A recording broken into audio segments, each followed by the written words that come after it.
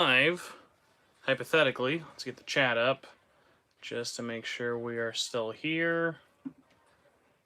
How is everybody doing tonight? Happy 10th anniversary to the PlayStation Vita, by the way. I'm getting the chat up on my bigger screen so I can actually see when everyone messages me and control chat a little bit better. So, assuming everything is okay, let's adjust that there. You can probably tell behind me, but the picture I used in the thumbnail, all of those games are next to me. This is going to be an adventure, I'm very, very sure. So, let us get started. I just want to say, in case you didn't know, hi, my name is Spencer Presley. I am a super big PlayStation Vita nerd, and yeah, the PlayStation Vita is my favorite system of all time, not just my favorite handheld, my favorite system of all time. I love it so much. Here is my Dragon Quest PlayStation Vita. Enjoy my camera echo. Here's a little background of it. Of course, the one most people probably are aware of, the Persona 4 Dancing All Night PlayStation Vita with the cute little teddy, the exclusive theme on the inside, and old, reliable, can't get rid of her, not like I would either way, my launch year OLED, crystal white, came with Assassin's Creed 3 Liberations, if anyone remembers that game. And yeah, so a little history for the system if you didn't know. For me, I'm not going to go over the whole thing. This is going to be a terribly long video either way. But if you have any questions, by the way, please feel free to ask. I'm going to be honest with you. I just got off work, and hello everybody. So yeah, feel free to ask questions at me if you want, if I don't answer anything like that. I'm going to be very honest. I just got off of a very long day at work. I've had a really terrible week, including a car accident, and I have to get some sort of happiness in my life, and the two things I'm going to do today are go through all of my PlayStation Vita games with all of you awesome people. And yeah, besides that, after this, assuming this doesn't take me 3 hours, I'm going to go see Spider-Man No Way Home. I always forget which one it is. So thank you all so much for being here. Do you know how many Vita games you own? Xander, the last time I did one of these, it was 450, and I've gotten a bunch more since then, and I thought I'm already an hour late. So should I make this later and count them all? I'll probably update the title once I count them all at the end of this, but I know it's close to 500, but I just don't want to like make you all wait that much longer. Thank you all for asking. Yes, I am okay. Thank you all so much for the kind messages and everything. So really, really appreciate it.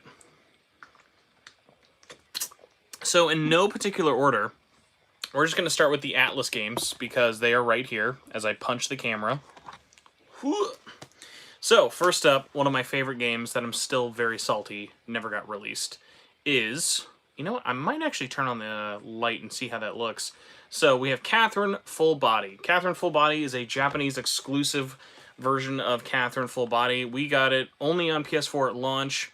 A year later, we got it on Switch, and I still personally think the PS Vita version is actually the best. Not just because I'm a jaded so-and-so, but actually more just due to the fact that the PlayStation Vita version is really interesting for the fact that it's got free online multiplayer, runs just as well, like all versions run at 30 FPS, so like outside of the visual downgrades, like you're really not losing too much.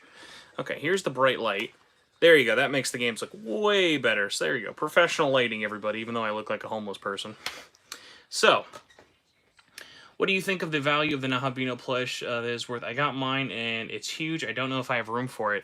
I'll tell you what, if you want it, Alexandria, I would say keep it. I'm sure that they will be very, very valuable down the line. If you want to make some money right away, nobody is selling them. It's really weird. Nobody is selling them online. Yeah, so this one is a JP-only game, sadly. Although, hey, first up, fun art on the background, and it even comes with an instruction manual, a rarity in the Vita world. So, yes, I do have a co-host, my Bean here. My Bean really appreciates the Vita's birthday, even though the Vita's older than the Bean. But yeah, so if you have this, hold on to this. If you want to make some money, you could definitely sell it. I have a certain friend who I'm sure will never watch this video. He has been literally mentioning almost every time I see him in person how he wants one of these, and is very sad he did not get one. So there are a lot of people out there like that, and I'm sure that you could find it a good home if you think it's too big. But next up we have a fan favorite, I'm sure, Persona 4 Golden. So Persona 4 Golden is not the reason I bought my PlayStation Vita, but it was like I had this collector's edition pre-ordered. By the way, we will not be going over all my collector's editions. That'd be crazy.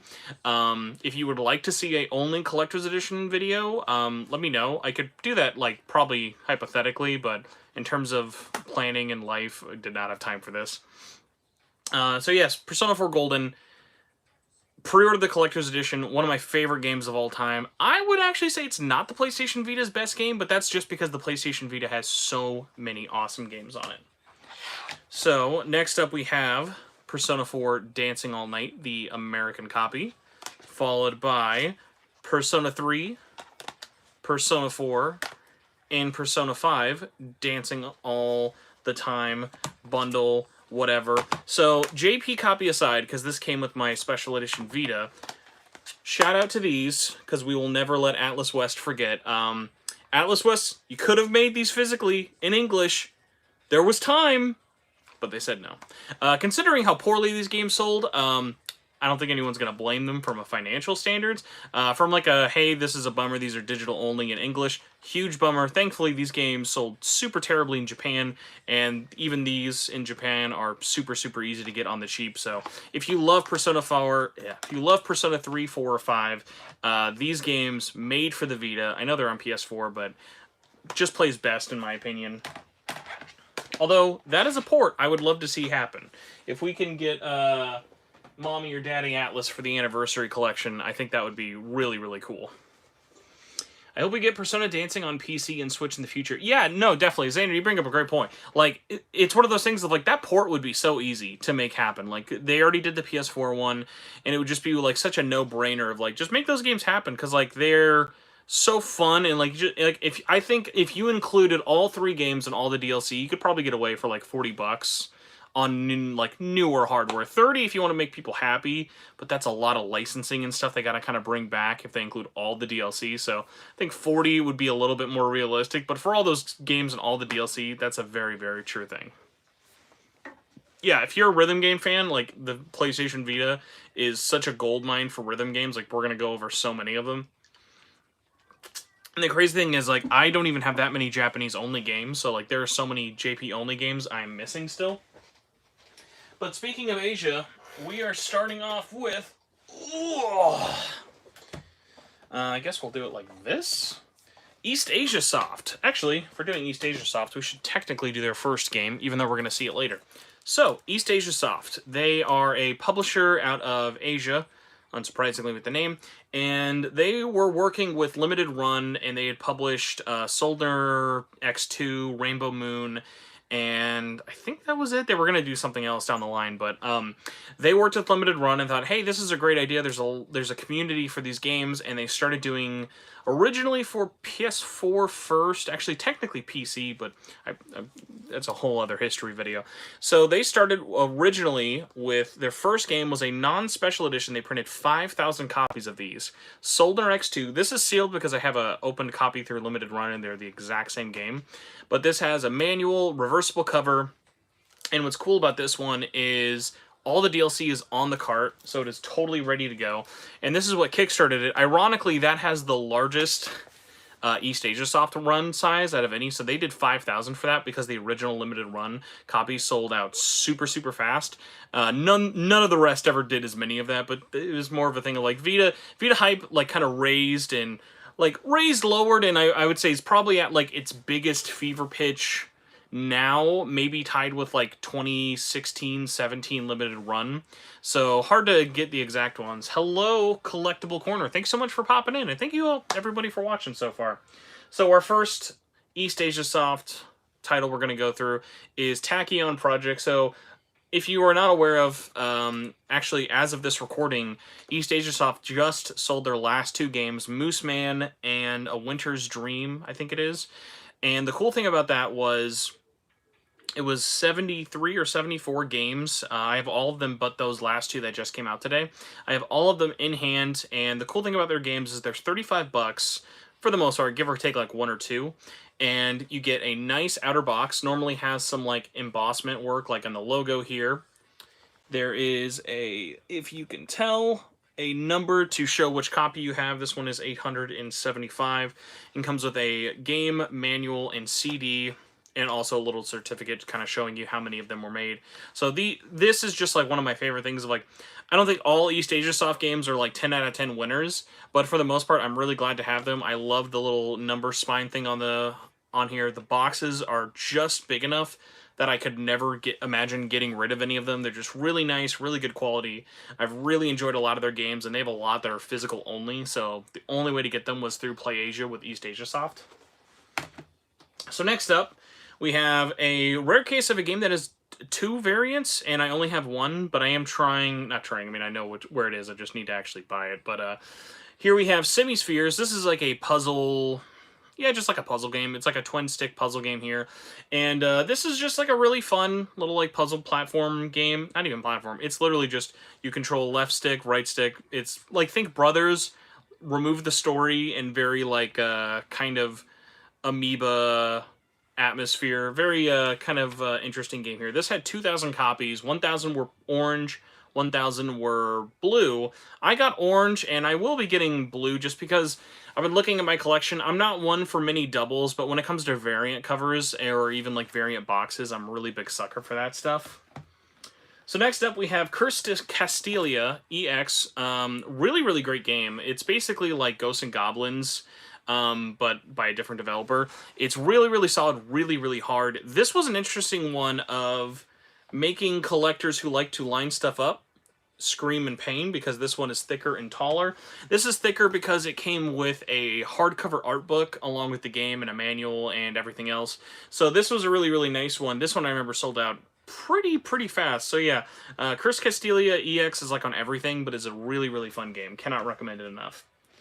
Another one here, this is not like a super popular game, not really, really well known, but an interesting one because not a lot of people know this version of Unepic is really interesting. So I think there were 200 of this version made for the limited edition. I'll pop this open just to double check. I have number 47. This, I remember like 10 minutes before it went on sale. I was at work, I was driving at the time, and I was like, hold on, I think I forgot something. Because normally these never go fast, these EastAsiaSoft games. I'd say up until this year and this release, they've never really gone fast at all. So this one weren't really fast because they tried something different, because their other releases were kind of going pretty slow. And so what they decided to do was, they were like, okay, let's do this. Let's release a boxed version of the game. Oh, is there no certificate with this one? Oh, no, here it is. They were like, okay, let's do this. Let's make the boxed version really, really tiny, so there's only 500 of this. Here we go. It's not 200. It was 500. So 500 of these went really, really fast, and I'm terrified to think about how many of these went. So this actually went so fast that they had to, I think they printed 1,500, so there's 1,000 normal copies of the game that already sold out at this point. So the other 1,000 had a unique slipcase just for this, because it was just for this copy of the game. But what's interesting about this version of Unepic, besides the fact that it is a physical copy, is the fact that this is the only uncensored version. So Unepic has a lot of basically like dirty jokes in it, and some of them were censored for like the Western release. But what's so interesting about that is, just for whatever reason with like Asia, like region guidelines and stuff, this is the only non-PC version that is not censored. I don't know if like maybe the newer ports are like on Switch, but PlayStation 4 and the digital Vita version are different than this just in terms of what's in the game. So I think that's pretty cool. Not a good sign that we're like 15 minutes in and I think I've talked about like 6 games. But that's why we're here, to watch a man suffer. Thank all 12 of you. Here's a weirder one. So here we have our first Ratalaika. You'll see a lot of Ratalaika games over the course of this video.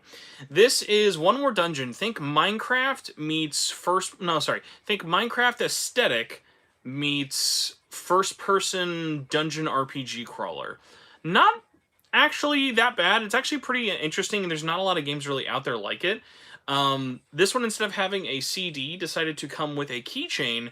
And you know what? I shouldn't show this because it takes up more time, but I will. Another, by the way, box hilariously thick for no reason at all. This one also, I'm gonna look at the certificate. This one might be another certificate of like, there's like only a couple of these ones. This one I remember though being not super highly desired. This one had, I can look at it, 1,000 copies, which was pretty small at the time because we were going off of like 2,000 print copy games. Here is our keychain, and yeah, he's gonna stay in the box for a while. It's thematically appropriate. Quality leaves a little to be desired. So during the early days of EastAsiaSoft, that was not winning them any points, but I appreciate them for trying and like making things that were kind of like outside of the box. Like you can tell after they get to like their like 10th or so release, they're like, okay, just to the CDs and the instruction manual. Like we don't got to get fancy with this thing. Speaking of fancy, though, we do have probably one of the largest boxes next to Rainbow Moon and Skies. We have Sir Eats a Lot, a very rare PlayStation Vita exclusive, or was at the time. So Sir Eats a Lot is a really interesting game. It is a puzzle. This one is actually a puzzle platformer that uses the front touchscreen, front and back touchscreen. The cameras has tons of features. Really charming. Great 2D art style. I really liked this game. So this one came with a, I'm trying to remember, CD game art book. There we go, art book, and the instruction manual is interesting. So interesting, I'm going to be a hypocrite and open it up.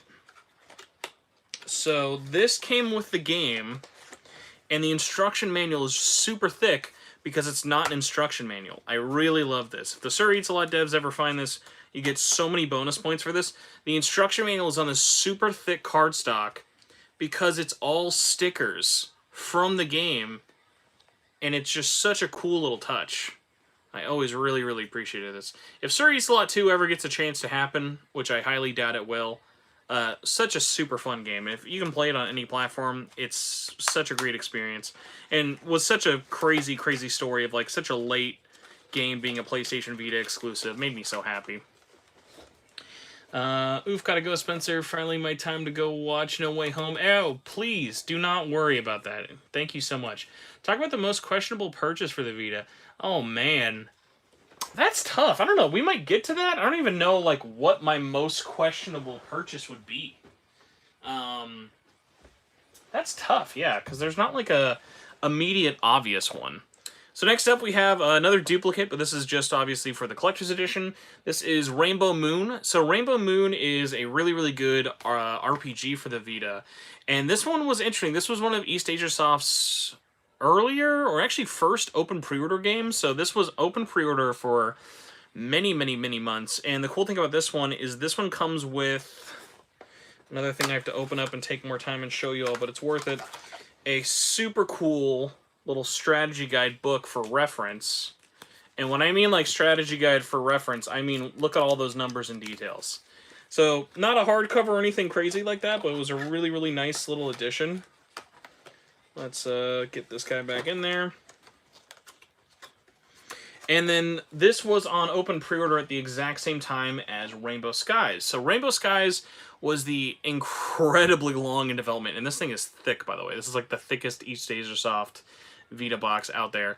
This is the sequel to Rainbow Moon, and this one, if I'm not mistaken, the reference book is like even thicker.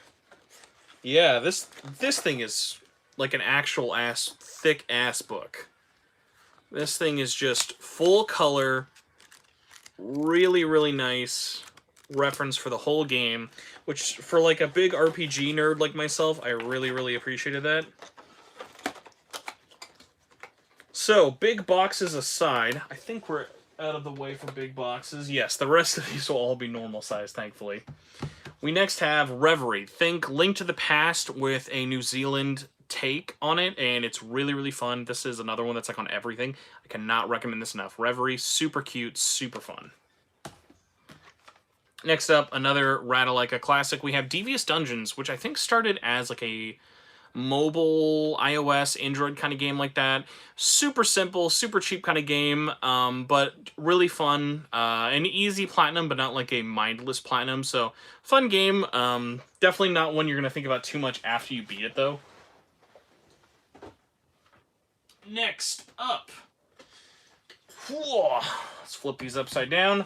We have got one of my favorites. This is a Drinkbox classic and another PlayStation Vita exclusive that's not actually exclusive anymore.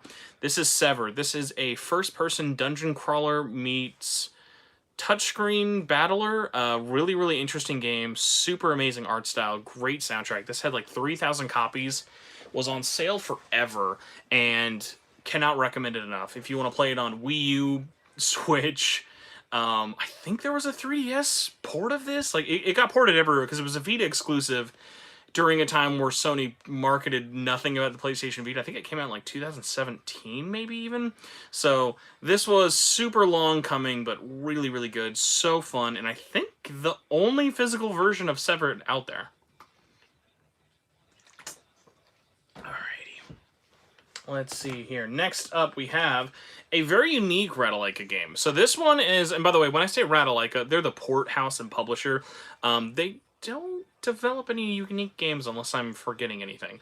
So Stay is a really interesting one. This one got a physical release on a bunch of systems for home consoles by P-Cube, but this was the only version for PlayStation Vita physically, and Stay is really interesting. It is like a choose-your-own-adventure. You're helping someone escape a situation, but real-time progresses even when you're not playing the game. So I cannot recommend Stay enough. Stay is a really, really cool game.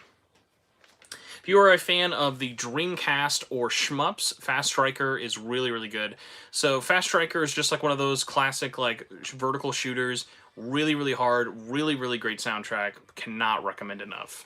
Fast Strikers is so, so fun. And one of those like crazy ones of yeah, I forgot this was only on PlayStation as well for consoles. I'm sure it's been ported to other places in the meantime, but that was one that totally came out of left field of like, wow, this looks great, plays great. Why is no one talking about this?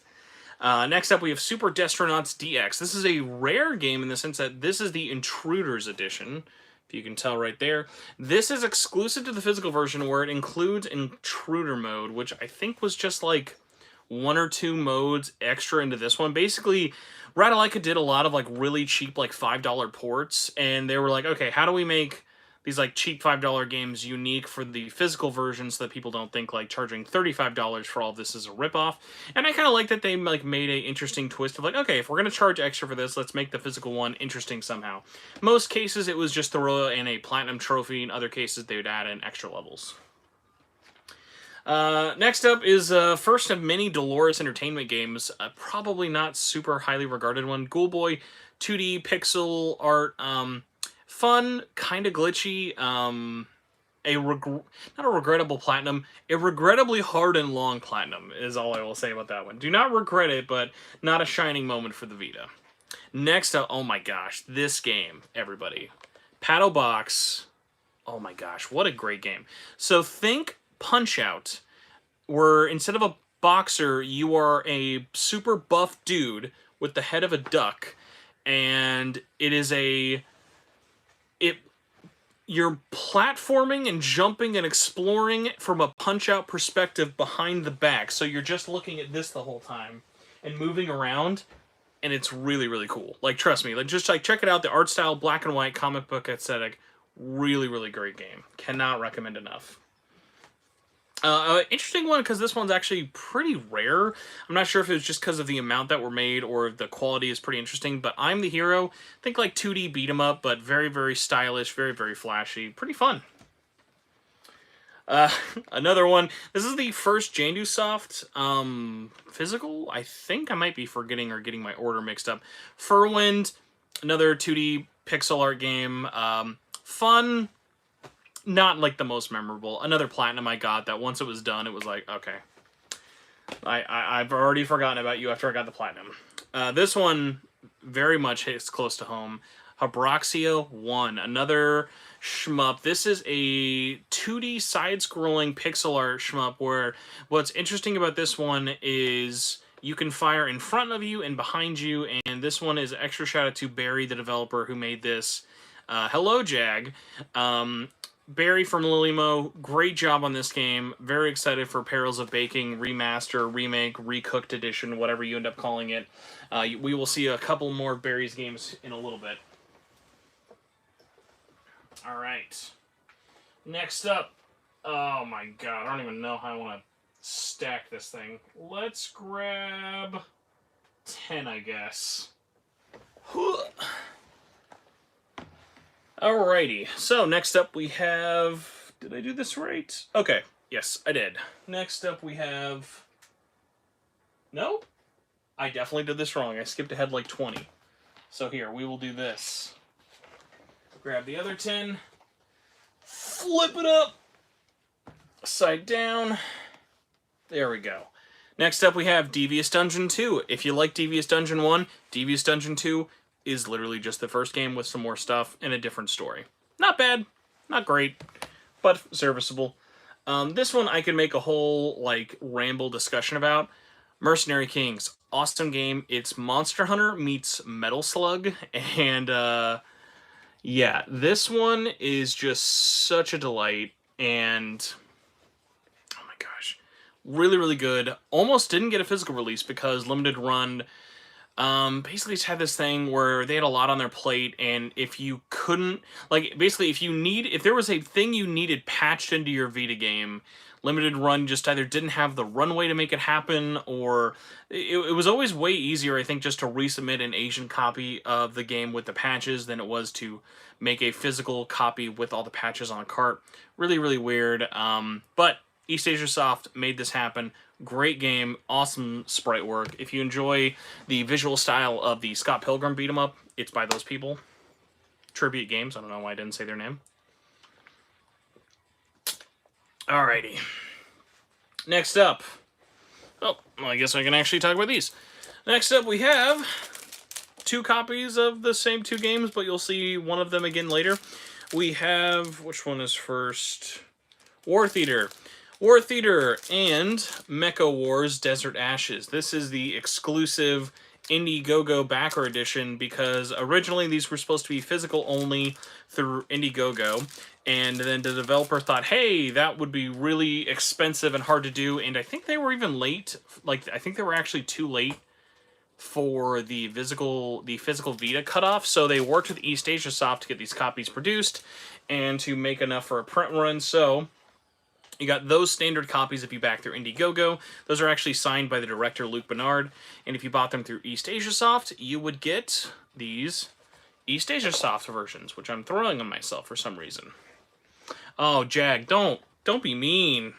Yeah, and Jag is calling me out, rightfully so, for not having... as much of a huge PlayStation Vita fan as I am, I have no PlayStation Vita TV, or PlayStation TV, depending on your region you live in. I play my Vita on the go. I'm a simple man. What can I say? Here's a great one, and rip your wallets if you want this game and don't have it. Back in 1995, think Silent Hill 1 style graphics with a indie game, another Ratalaika port, which was really, really weird because this game had only ever been ported to, I think, 3DS eShop, maybe even Wii U. By the Japanese developer, but yeah, this game, really, really fun, really, really interesting, really stuck with me. One of the few rare 3D physical horror games on the PlayStation Vita, so really cool piece of history there. Next up we have Conga Master Go. This is a port unique to the Vita version, but is a game basically of like, you are running a conga line, kind of like, think like arcadey sort of fun. Very one of like, I'd say look it up before you buy it, whether it be digitally or physically. I like this game, but it's definitely not a for everybody kind of game. Oh, speaking of definitely not for everybody, but definitely for Spencer, we have Pantsu Hunter back in the 90s. So this is a visual novel looking game, but this doesn't actually play like a visual novel. This plays like a point-and-click adventure game with very 90s anime aesthetics. Very fun, very good soundtrack. Really, really liked it. One of the first, like, sometimes used games, now that I think about it. We have another Dolores port. This is A Whole New World. This one's really interesting. Think like NES-style Castlevania games, where the premise is if you fall through a hole, you don't die. You go into an alternate world where upside down, everything is different. So really, really interesting game, Whole New World. Here's a weird one. This is a really old PSN. Like, I think this came out like 2013 for PSN. It was a digital exclusive forever. EastAsiaSoft got this to come out. It's Knit Underground. Think like Metroidvania, really interesting art style, great music. Super cool that this finally came out physically. Really, really weird pick, but I'm glad it happened. Now, you say I need to buy a PS Vita TV, but they are so expensive. I mean, everything Vita is really expensive right now, so need is a very strong word. I think, and especially because if you want to play everything on it, then you'd have to like soft mod it, and it's just too many headaches for me. I don't know how we've been doing this for half an hour, and I'm not even like halfway done through the EastAsiaSoft games. This You're gonna like watch me like actually die here, everybody. So thank you if anyone actually watches this whole thing. So next up we have Metagal. This is a really interesting one. Metagal actually almost got canceled. Actually, it did get canceled. So Metagal is literally just think a Mega Man clone for the PlayStation Vita. It's another Ratalaika port. Really, really solid, actually. It's pretty fun. Not the longest game ever, but the interesting thing about this was the complaints about the Ratalaika ports were so bad that they were like, okay, we'll can this. So they were going to publish this originally as is, and then they shelved it, and then they republished it again after all, and they added in a physical exclusive Platinum trophy. So, if you want this Platinum, only way to do it is, well, either buy this version, or I think the Asia version also has it, but you get what I mean. Next up, we have another Ratalaika port. This one is Nightin Plus. I always have to remember if it's Nightin or Nightlin. Nightin Plus is, think like a puzzle adventure version of The Legend of Zelda 1. Very interesting, very fun, good puzzles, like a really, really solid game, actually. Next up, we have, oh my gosh, are these like the last games? No, these are the 2020 games, so we're getting up there. Like, EastAsiaSoft had like large spans of gaps in between a couple of releases. So now we're into January 2020. So they started doing combo cart games, which before EastAsiaSoft were very, very few. You'll see them all here. I don't think there's any in Japan that I'm missing, but these would be games that would in one cart, but would have multiple games on the cart. So this is Foxyland 1 and 2. Foxyland 1 and 2, you may know or you may not, I would not be surprised. Basically a Super Mario Brothers ripoff, plays like Super Mario Brothers, has its own unique story, but it's just like that kind of 2D platformer. It is just like one of those games. Kid Trip and Miles plus Kylo, a little bit more different. These are like 2D endless runners, but they are platformers and they have uniquely designed levels. The best way I can describe it is kind of like the Bit Trip runner games, but hard to exactly say. But they're pretty solid, actually, and on almost everything. Next up, one of the weirdest games out there, but I'm so glad this exists. Here is the first game by Colin Moriarty, Last Stand Media, and Lilymo Games. I mean, they're all the same company now at this point. But yeah, so Colin, I guess, was working with Barry, but this was before he bought him, I think, or bought a majority share, whatever it was. And this is basically Pong meets Arkanoid with a story, like a very long written out story. One of the most unique Vita games, like yeah, it is on everything now, but this is such a cool one, especially as a huge fan of Sacred Symbols, and Colin and Chris, what a weird game to have in my collection, but I love it so much. Here's Emma. It is a port of a mobile game. Emma is basically, I'm trying to think about this, how to say this. It is a endless runner, but it's a single screen endless runner, and it's not great. It's kind of buggy. Another JanduSoft game that I kind of wish would have been a little bit better, but another not regrettable. Another platinum I got against my better judgment. I probably shouldn't have platinumed that, but I did. Thankfully, the port quality goes up way much with this one. Xenocrisis is a game that's on literally almost everything. It's on Neo Geo, Dreamcast, Sega Genesis, PS4, Switch, Xbox One. Xenocrisis is, think, Smash TV, twin-stick shooter, but with aliens, like from Alien. Really hard, really fun, super great game. Really appreciate it. Next up, I love this one's cover. Demon's Tier Plus. This is by Diabolical Minds is the original developer, but this was ported by Cowcat Games, a French developer. Does a lot of really good work. You'll see all of their other games here. Super fun, twin-stick dungeon crawler. Really, really good game. Really great Vita port. Next up, we have Guard Duty. This is an interesting Ratalaika port, where Guard Duty is a point-and-click adventure game that is, if not completely, fully voice-acted, which is very rare to see these days, especially on a Vita game. Oh my gosh, another game where I'm just like such a huge fan of this one. This one's crazy. Gambare Super Strikers. Think Advance Wars or Fire Emblem meets soccer. It is a strategy role-playing game. Actually, no. The better comparison is probably think XCOM meets soccer. But either way, awesome game. Awesome premise. So crazy this is a physical exclusive. Well, so crazy this is a physical in general. It is available digitally. Awesome P Collection. Another one. If you like Game Boy green and kind of off-green aesthetics, this is Awesome P 1 and 2. Pixel art platformers. You get the gist. That's the kind of game it is. Oh my gosh. I was going to say we're almost done, but I think we're now halfway done with the EastAsiaSoft games. Oh my lord. I don't know if, like, the light is making me, like, feel lightheaded, but, boy, this is, you're going to see a man slowly break down over the next hour, I'm sure. Watch, like, the single games are just like... Alright, let's go... Let's do you. Oh. These are going to get a lot more interesting, because the life of EastAsiaSoft physicals got really, really weird. So next up, we have the first physical release for Chasm. This was a game developed for a really long time. This is a Metroidvania with randomized elements. So I think roguelike elements for Metroidvania.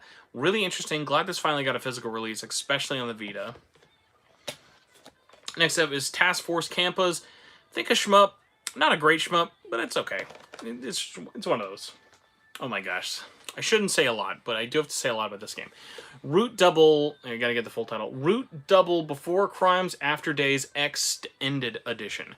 This game is really crazy because this is the only physical version of this game. Even though this came out in Japan, the digital version was over 4 gigs, so they actually compressed assets down to get it under 4 gigs, which is the most space you could do for a Vita game, and they got it down. It is a really beefy visual novel. If you like visual novels, this has got a great reputation.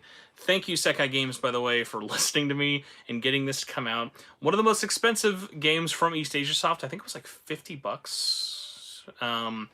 But really, really good. Not the most expensive. We'll get to those soon. Those are also visual novels. Speaking of visual novels, or more kind of like life sim novels, this is Nicole. This is a physical exclusive. Basically, I think horror meets life sim. Really, really interesting. This was by a initiative EastAsiaSoft started doing. They made a off-branch called Ratalaika Visual Novels, where they just did visual novel ports, and then Vita support died. And so most of their visual novels exclusive to physicals on Vita. Alrighty. Next up, Kawaii Dethu Desu. Think basically like one-finger death punch kill. The games where you would like press a right button to kill someone to the right, or press the left button to kill someone on the left. One of those. Super buggy for like some reason. Top Hat Games has a issue of a lot of their games kind of being buggy. I like the aesthetic of this, but definitely could have used a little bit more polish for a $5 game. Halloween Forever, a Poppyworks game. Think 2D platforming, but on Halloween, and even had some exclusive, not exclusive, but had some nice combinations of all the stuff and all the ports and basically all the patches, everything you'd want in here. Great game, really good Halloween release. Big fan of this one. Here's another physical exclusive. This is Death Tales. This game, oh my gosh, this game is weird. Well, physical exclusive on Vita.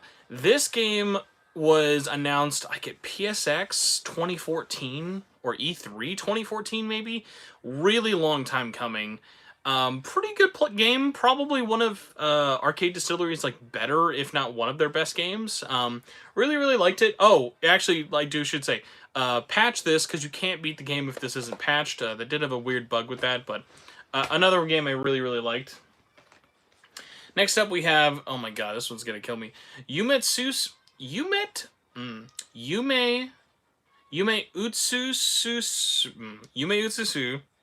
Remaster. This is a Yuri visual novel. This one was $65, I think. This one might be the most expensive.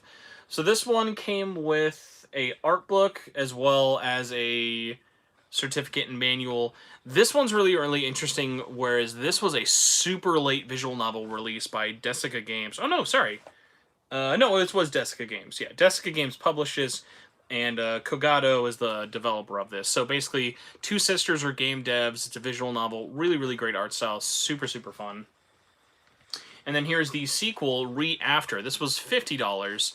Both of those were the exact same price as the digital version, so I knew a lot of people were turned off by those, and they sold really slow because of how expensive they were, but it's like, the digital version's the exact same price, and you know that these are just going to go for way more once they sold out, which is what happened. So next up we have another visual novel, a bit of a weird one. This is My Aunt is a Witch. It's a visual novel. My Aunt is a Witch. Your brain can do the rest. Broxia 2. Oh my gosh. Getting into the 2021 games. Where is Amazing Spider-Man Vita game? That is coming. Oh, Amazing Spider-Man. I have a lot of thoughts on that thing. Broxia 2. Broxia 1, but better. Learns from a lot of its mistakes. The soundtrack is really good. Even got DLC trophies for free. Barry, once again, I know you're never going to watch this, but I love your games. And Broxia 2. One of my favorite games for the Vita this year. So good. Next up, another physical exclusive, Roommates. I heard they were roommates. Another life sim by Ratalaika visual novels, and really good. Good soundtrack, nice art style. I really like this one. This is actually a game ported by Ratalaika, but this is developed by Winter Wolves. Winter Wolves does a lot of like Arrow games, like 18+ visual novels on Steam. Really good work though. I really like their stuff. My god, I could say a lot about this. Unmetal is literally just the unofficial parody version of Metal Gear 2, more likely. Fully voice acted, really great game. This was physical exclusive for Vita for the longest time. I think Unmetal just came out on like Steam and other systems. This is maybe the guy who did Unepic. Really great. Really great game. Cannot say enough good things about this one. Things I will not say a lot of really good things about. Project Sense. This was a Kickstarter game that barely happened, and unfortunately barely runs. But this one they kind of knew was going to be a bit of a dumpster fire, so outside of the Kickstarter copies they had promised, this one I think has like 700 copies were produced. So this will be a really pricey one down the line, but this game does not run particularly well. But it's a really interesting premise for a visual novel. It's like a visual novel horror adventure game. No, Collectible Corner, you are very true. Those two visual novels, these were in stock for like the longest time. I think they just recently sold out.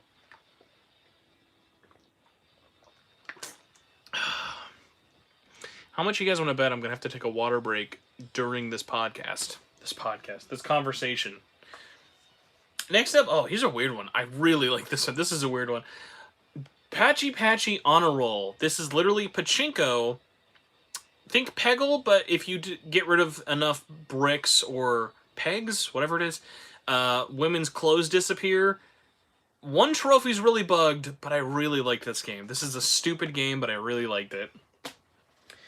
A game I did not super really like, The Lost Cube. This just felt like a demo, like a 2D pixel platformer, really short, really easy platinum, not challenging at all. EastAsiaSoft, I always really wanted to like your Vita ports, but there was always just enough kind of turning me off. Thankfully though, Top Hat Studios, while Synergia and Kawaii Deathu Desu had some problems, Synergia is easily their best Vita game they did. So Synergia is another Yuri kind of visual novel, but this is like a cyberpunk Blade Runner dystopian future setting, and is a really, really good game. Really, really good port. Again, kind of hard to mess up a visual novel, but crazier things have been done. Alright, in our final stack of EastAsiaSoft physicals. Oh, if that fell, that would have been heartbreaking. Oh my gosh. Thank you all for being here for this. I don't know how we're still gaining viewers, but you all are awesome.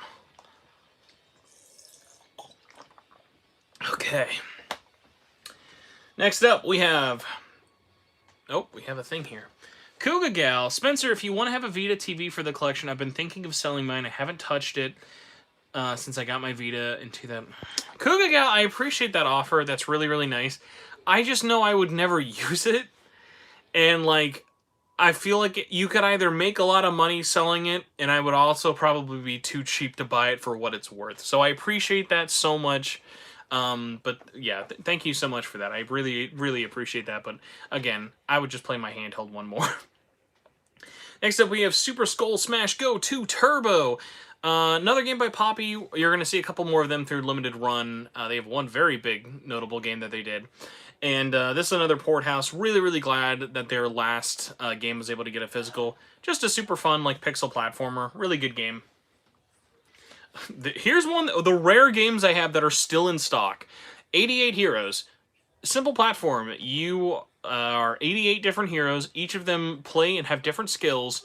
Your goal is to try and...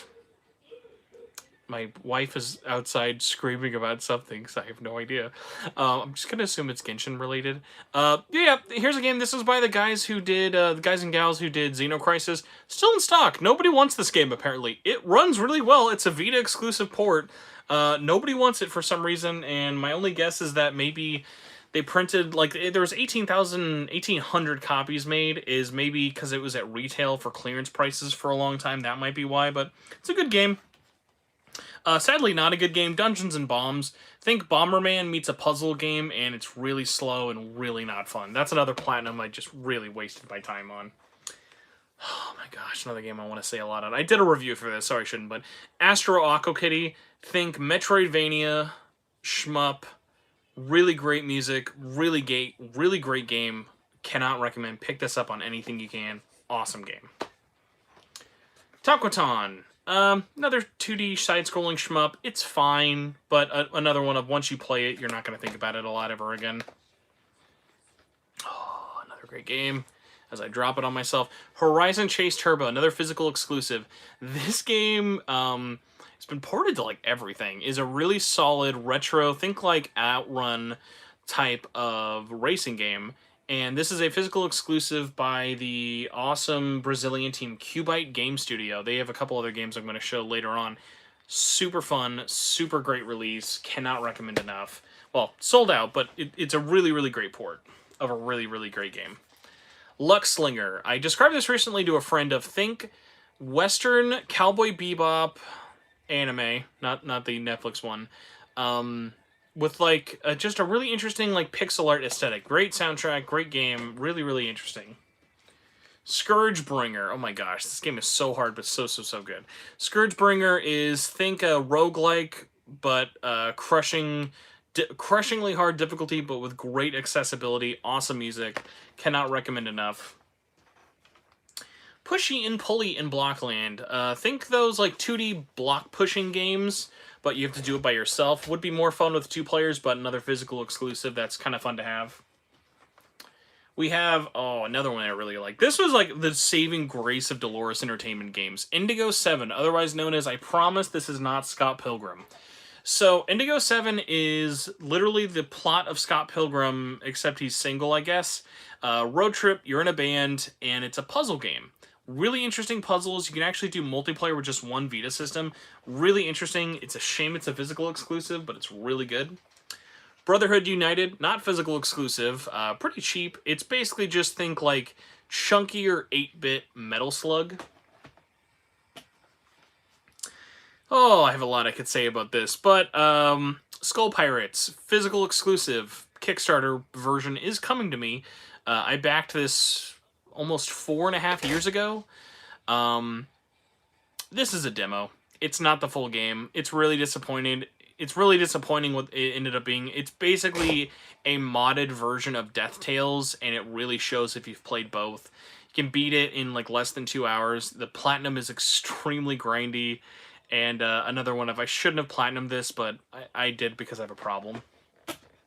Now, our final arcade distillery game, well, at least through EastAsiaSoft, you'll see a lot more of them later, is War Theater Blood of Winter. Physical exclusive. This is different from the original War Theater in the sense that this has all of the DLC from the PS4 version. I think this was also on Switch, maybe. I know it's on PC and PS4 at least.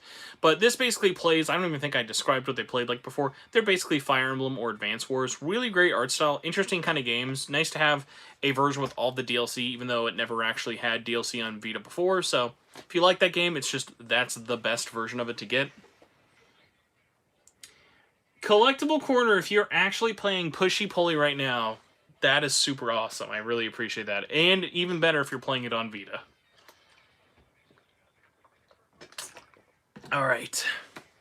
Oh my god, 2 EastAsiaSoft games left and we're at the 50-minute mark. Oh my god. Here we have a horror collection. We have Just Ignore Them and My Big Sister. This is the final... right? Yes, this was the final Ratalaika game. Just came out in October. This is 2 pixel art horror games. Really, really interesting. They play like a point-and-click adventure. Well, one of them is a point-and-click 8-bit horror game, and the other is more of like a 2D top-down horroristic. Very interesting, really good sound design on both. Bard's Gold Complete Edition. This is a weird one because you're going to see this game probably in like another 10 minutes. Bard's Gold is a game that got published physically by Limited Run. This release is interesting for a few reasons. One, it has a better cover art. The original is really bad, and everyone will admit it. You'll see it soon. This version has a Platinum Trophy, and this has exclusive Halloween levels that were only on Steam for some reason.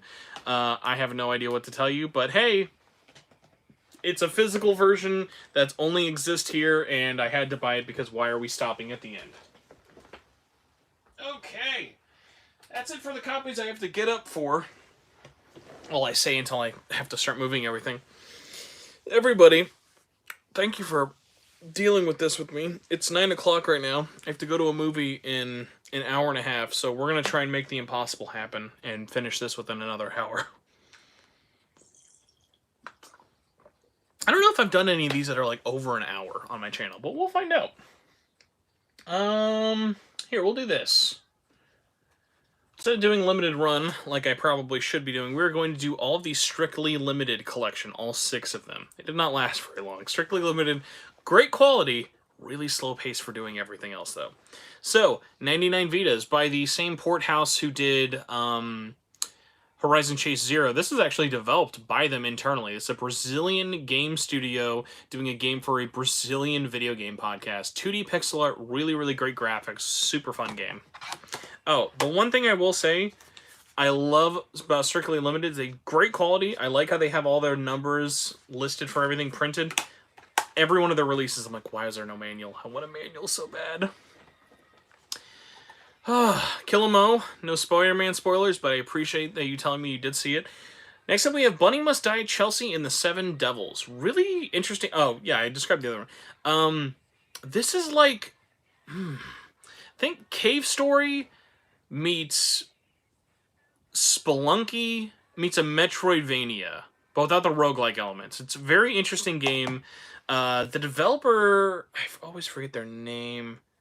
Their name is on another thing. Oh, here we go. Planetine Dispositif. It's a Japanese indie dev. Really, really great work. I'm glad their games got physically released. Gundamonius, same developer who did Bunny Must Die. This one is basically like a shmup, but very, very hard. Really, really great music. Really, really great graphics. Next up, we have one of like my favorite covers. Look how clean this is. This is Sayonara Umehara Kawase++. So this is a physical exclusive version of a game that already exists on Vita. I think the ++ version is just some extra balance changes. I don't think there's any additional new levels. There is a different cover. I am hoping to maybe get it for Christmas. It's like I put it on like my wife's like Christmas list of like, hey, here's a dumb gift you could get me that's not like crazy expensive, because there's like 2 alternate Vita covers I'm missing that I'm like, I should get that. Semispheres kind of doesn't really make sense, but like this one has a different cover. Thankfully, I think I have the better cover, but it's like my collection's so big and dumb, I have to find the dumb things to collect already. Next up, forgot which order these released in. Yeah, I forgot this released out of order. Oh my god.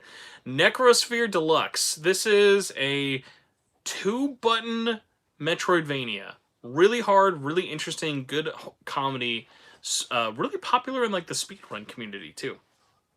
And then last but not least, also done by the Horizon Chaser Turbo and the Visara and the 99 Vita people. This is the Visara collection. So Visara is a 2D shmup from the 90s and 2000 that most people in America have probably never played.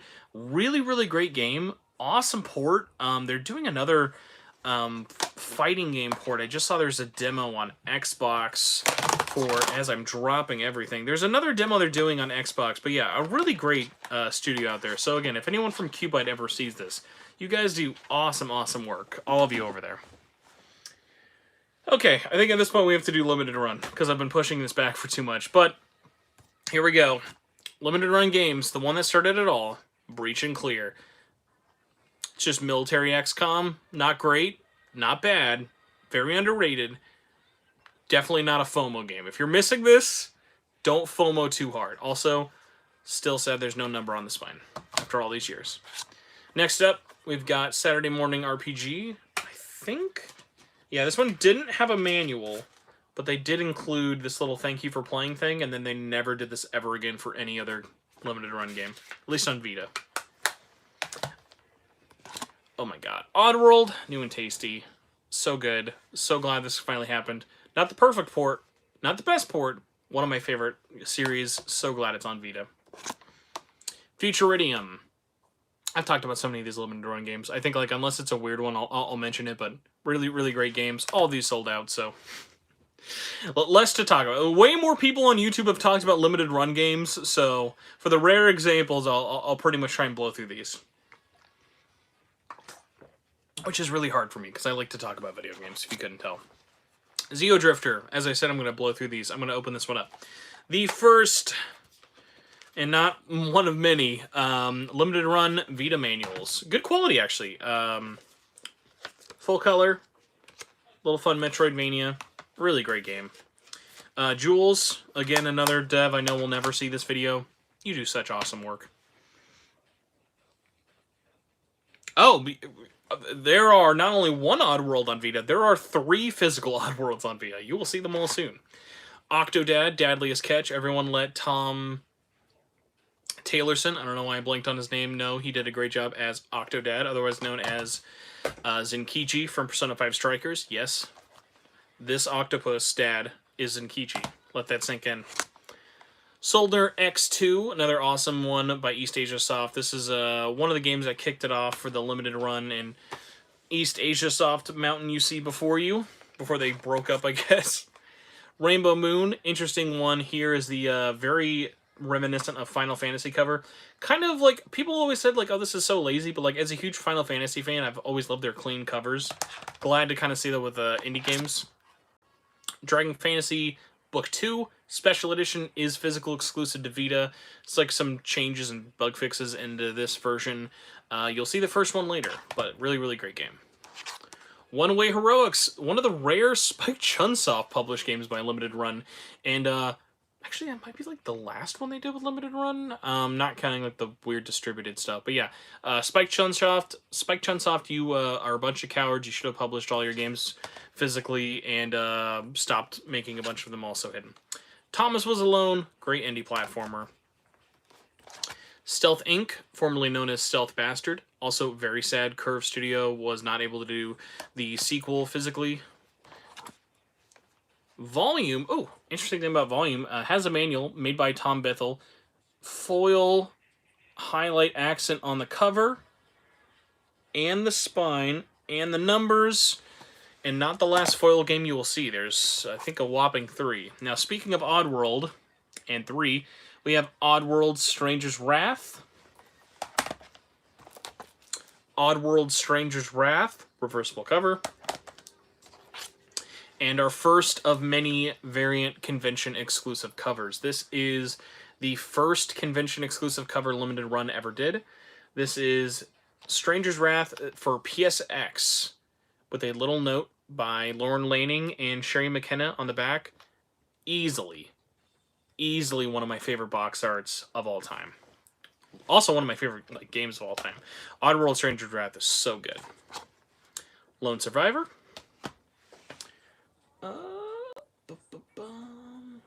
Oh yeah, by the way, Kill 'Em all of the Oddworld games are really, really interesting ports and super cheap. And again, not the last one you'll see. It's going to take a while to get there, but there are more. Curses and Chaos, another Tribute Games game. From the people who made Astro Aqua Kitty DX. The Swapper. The Swindle. Oh, I always forget this one's full title. Bit Trip presents Runner 2, Future Legend of Rhythm Alien. PAX exclusive cover for Bit Trip Runner 2. Very undesirable. Like, rare, but like it wasn't like Oddworld. Like, that one was like, you can find that one for a while. Nova 111. Awesome art style for this game.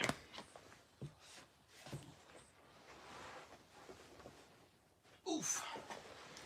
Next up, we have got Ray Gigant. I've been over this before. I do have a bit of a hand of actually helping this one kind of come about. So this is a experience developed game published digitally in the West by Actil. And my connection with this was Actil worked with PM Studios. I am a friend of the CEO of PM Studios. I got Actil's community manager or like PR person on the phone, or like gave the email contact to Douglas from Limited Run, and that got Ray Gigant a physical release on the Vita. Awesome game. Technically also kind of a Bandai Namco game. Their like logo is here, but published, yeah, names are all over the place. Great game, awesome art style. If you're a fan of like SMT-like games, like in terms of gameplay, not like actually like, sorry. In terms of gameplay, not in terms of how it looks. It looks way more anime than SMT, but any game that has developed by Experience, they are a bunch of SMT nerds in all the best ways. Mutant Mudds Super Challenge. Same, expanded a game, not like a 1.5. Risk of Rain 1. Broken Age with a exclusive physical platinum. Speaking of PM Studios, Demo, which had to get a bunch of stickers put on it, which I will never get rid of. But another amazing rhythm game. Here's the infamous Bard's Gold cover. Yep, that was what they thought should be the cover of the game. If you think that's bad, the PlayStation 4 version is literally the same thing. If I had it displayable, it's like behind a bajillion other games, but zoomed in, so I don't blame them for wanting to redo that port. Blah, blah, blah, blah, blah. Oh, actually, I should give a little bit of context, not like I actually should. So if you notice, Limited Run for a long time didn't do ESRB logos because they didn't have to. Demo had to, because Demo got rated by the ESRB, and if you back then, if you got rated by the ESRB and didn't use it, they could fine you for like hundreds of dollars. Once again proving, once again, for the bajillionth time, once again kind of confirming the ESRB is a bunch of scallywags. But everyone probably already knew that. Darius Burst CS. This is one that's got such a funny history, but is not worth going into, of almost not happening, literally just because Limited Run didn't ask if they could do it, which is really funny. Super great game, tons of DLC, a bajillion companies worked on this, so crazy we got it in America. Ocean Horn, cannot recommend this game enough. Oh, here's a crazy one. My first arcade distillery game and first Kickstarter game I ever got /backed. Plague Road. Really, really interesting game. Here's my absolutely beautiful Kickstarter exclusive cover. Bum, bum, bum. Speaking of some RPGs here, we have got As Divine Hearts. As Divine Hearts, living it up in its best life. One of many Kemco RPGs you'll see.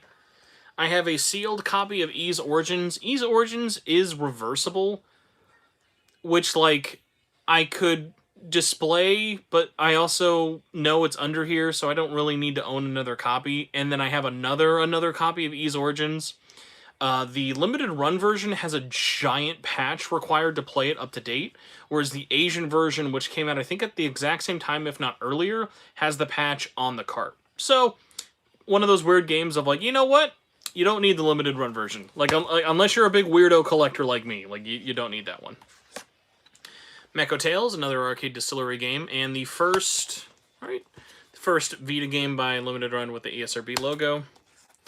Mecho Tales, the developer edition, not made by the developers. This was just, hey, give the developers 10 more bucks and get a different cover with a slipcase, which actually I really liked. That was a kind of cool idea.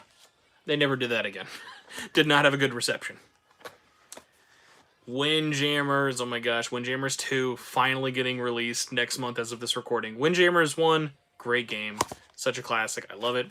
Another very unpopular thing Limited Run started doing, cover exclusive collector edition version. So this cover is only in the collector's edition. La Mulana EX, another awesome game. SteamWorld Dig 1. Oh, no 2. No 2 getting a physical still hurts. SteamWorld Heist, Rockboshers DX. Oh my gosh, this is a weird one. So here we have Skullgirls Second Encore. Nope, no ESRB because this got sold years before it actually finally got shipped out.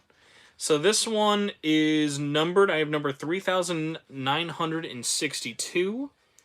And what's cool about this one, outside of having this, came with the soundtrack, little bonus goodies, and a fucking sick manual. Oh my gosh, this Skullgirls is such a great game, but this physical edition is like one of the prides of my collection. There is a physical version in Japan that has English, but this version actually has all DLC, including English and JP voices on the cart.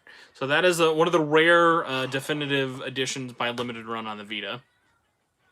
Claire Extended Cut. Fallen Legion. Oh, Fallen Legion has such a funny story. So Fallen Legion, great little RPG by Yummy Yummy Tummy, right? Yeah, Yummy Yummy Tummy Games. The manual shipped outside of the sealed game. I think Sony just forgot to include them. And the manual is actually like concept art. It's not actually like about the game. It's just... here's a bunch of concept art and talking about the game. Just one of those weird, funny things of if you never opened to this game, like the manual is just separate. And I always found that very, very funny. All right, we're like halfway done with Vita. Yeah, we're like halfway done. Whoop. Alrighty. Next up, because God, I gotta blow through these. Another Kemco game, Revenant Saga. The Bit Trip. All the previous Bit Trip games. The PAX exclusive cover for the Bit Trip. Again, another one of like, I love the Bit Trip games. I love Gaijin games, but like these, I remember like these, you would always find people trying to get rid of it. It's like, it's not an odd world, buddy. It's not that big of a deal. Skyforce Anniversary. Oh my gosh. Really great shmup. Got me into this developer. I'd never heard of this game before. Really, really great. Really, really fun. Chrysler Sigma. This is a rare, like a rare game, but like a rare 3D action arena, like beat 'em up. Really fun. Really great game. And finally, making good on our Oddworld promise. Look at this cover. Look at this cover. Look at this Xbox cover for Oddworld Munch's Odyssey. I love it so much. Here's the reversible cover with the Vikers, or the Vickers. Vikers? Yeah, Vikers Lab. And the PAX East exclusive cover. This was another weird one of like, I really like this cover, but this one also, like, this cover was never like super like highly sought after for whatever reason.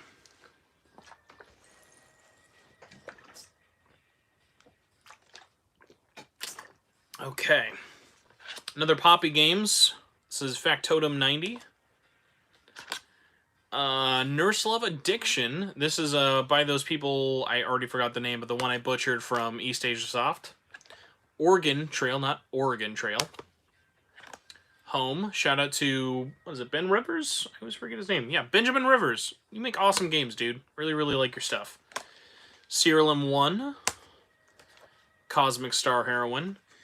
Now, while Cosmic Star Heroine is awesome as a cool indie RPG, there's a disgustingly large patch needed to play it on the Vita. Not needed, but recommended. Although this manual is the saving grace. This is the only one that I know of. This is a perfect bound manual for a PlayStation Vita game. Thick AF, but awesome. And one day I will get the developers from Z-Boyd Games on the SMTN podcast, because they are huge SMT fans. Aquilia Lost, more Kimco. Super Hydora, more side-scrolling shmups. Musinks, oh my god, I love this game. Really, really good. Like, cannot recommend this game enough as like a Vita music fan. Really, really good. It's on like everything. Oh my gosh, why I always forget this one. Project Xenon Valkyrie Plus. This is another one made by Diabolical Minds, but ported by Cowcat. Really, really good Metroidvania. Exile's End, one of the rare Xseed games that Limited Run did. Hilariously, this game walked so that a game you'll see in a minute could run. Next up, the probably most popular Poppy Games game, even though it has Wolfgang under it, is Valhalla. Exclusively on the Vita for a very long time. An awesome visual novel.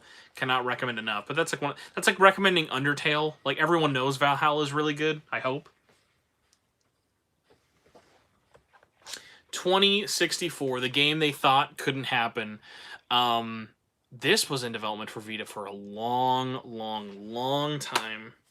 Another fun one with a manual. Really great game. Really, really good fun. Just glad that happened. Such a great game. Now, Exile's End, like I mentioned earlier. Why did Exile's End happen? So that Senran Kagura Bon Appetit Full Course Edition could happen. This is... originally was a digital exclusive game in the West. This is all of the DLC. This is Senran Kagura, the big titty booby ninja game, except it's a rhythm game. And what a cool release. This was the kind of stuff I wish Limited Run did more of, but I knew it was a licensing nightmare. So, like, this one took 60 plus games to happen. And so I'm glad it happened. Shoutouts to the exclusive cover art. And even has the manual. Boom, boom. So yeah, there is a physical version of that in Japan, but that does not have the DLC on the cart, whereas this is the only one that does have the DLC. So here's another fun one, Phantom Breakers Battleground. So Phantom Breakers was a digital-only game. There's actually a physical version of this in Japan, but it's an empty box with a code. So this was another fun one of a really good, like, 2D beat-em-up. Salt and Sanctuary, 2D Dark Souls. Need I say more?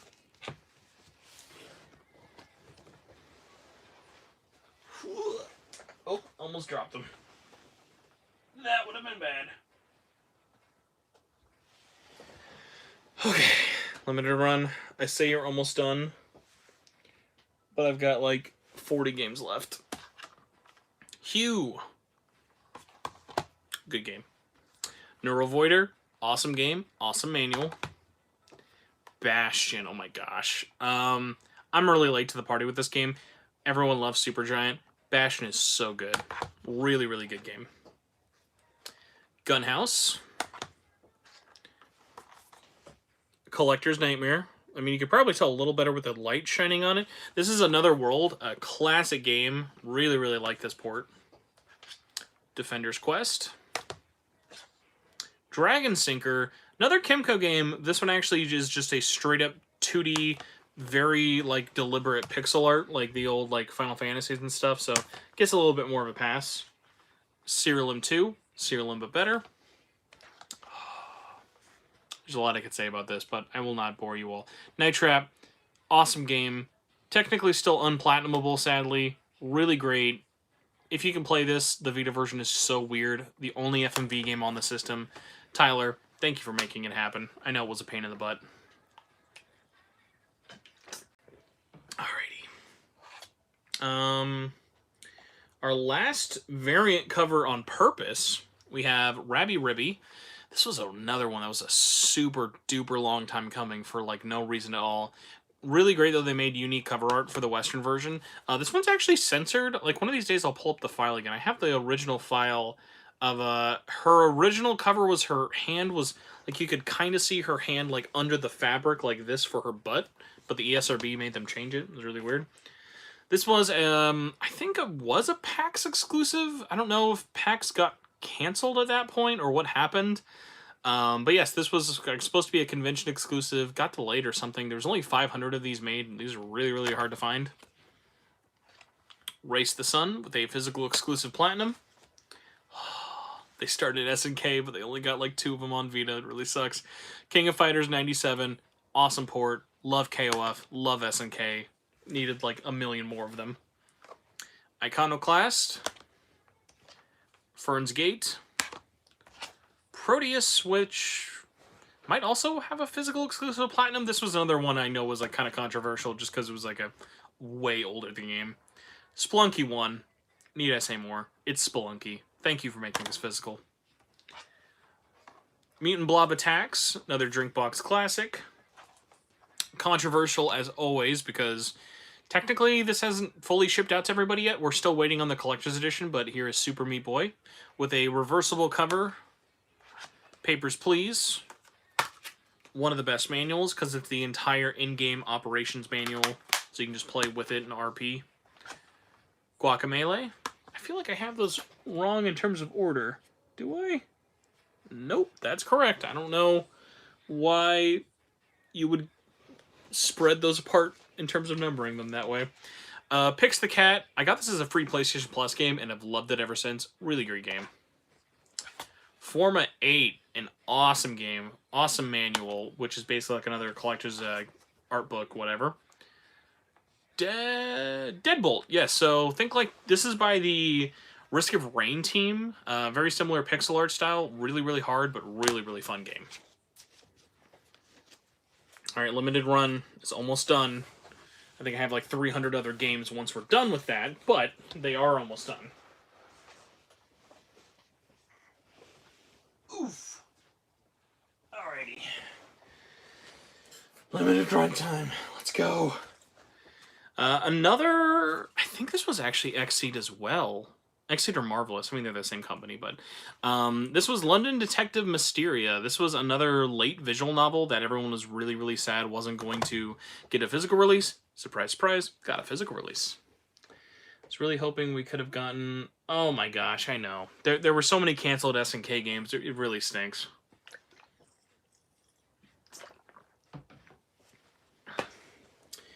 Alrighty. Next up, we've got a Arc System Works double pack. It is Operation... Well, Damascus Gear, Operation Tokyo, and Operation Osaka. Not even one of the best visual novel of all time. Please at me. Please play this. No one will not say good things about this game. The House in Fata Morgana. Awesome everything. Awesome, awesome everything. Such a great game. A less hype visual novel, but an interesting one. Nurse Love Syndrome. The sequel, or I guess follow-up to Nurse Love Addiction. Interesting because there's a massive patch that basically patches in art changes and... Yeah, kind of a bummer for memory reasons, but a cool collector's thing to have.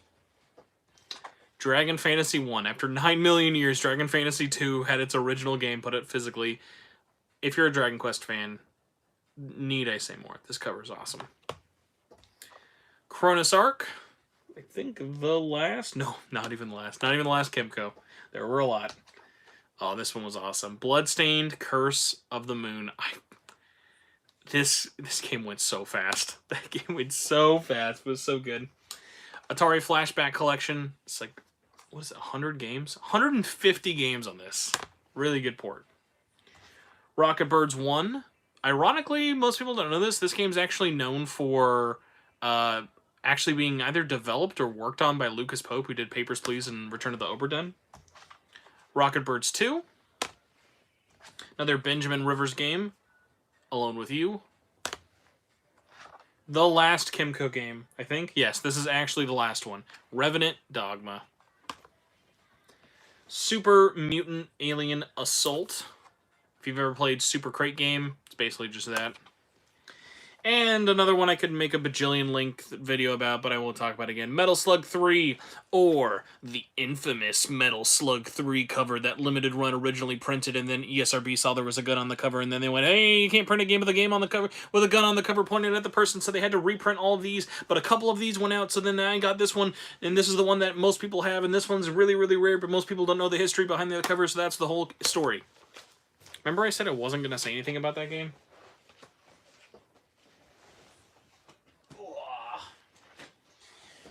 Okay, are we back to normal games? I think all we have left is normal games. Oh my god. What are we at? 80 minutes? It's not bad. I don't even remember which one I have.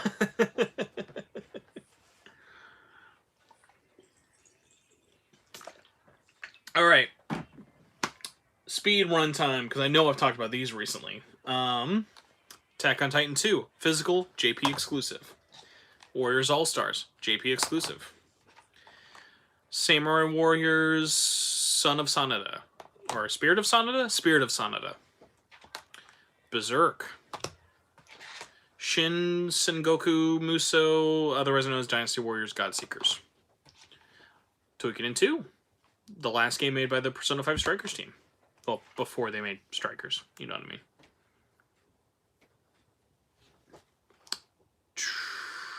I know what this is, but the Chinese cover kind of threw me off. Dragon Quest Heroes 2, Asian exclusive, great game.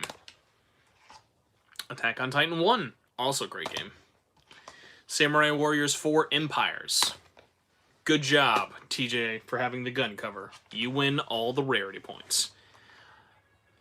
There's the meme song. One Piece Pirate Warriors 3, European cover, because for whatever reason, Bandai Namco liked Europe more for some reason, and also Australia. Ooh, one of our first of many Asian English games. I don't think we've had an Asian English game. Well, all the EastAsiaSoft games are, but yes. So this is Samurai Warriors 4 2.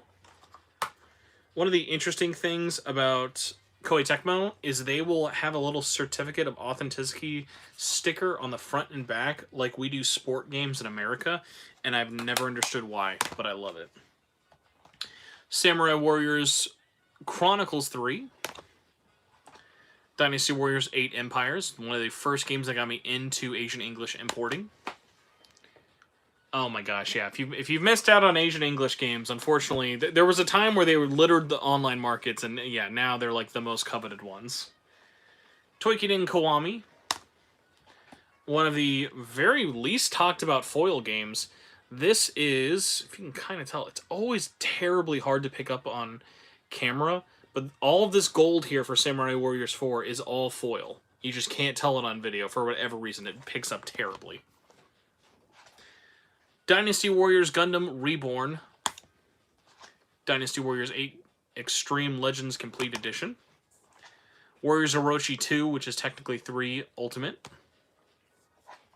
Toukiden 1. One Piece Pirate Warriors 2. And the one that started it all on Vita, Dynasty Warriors Next.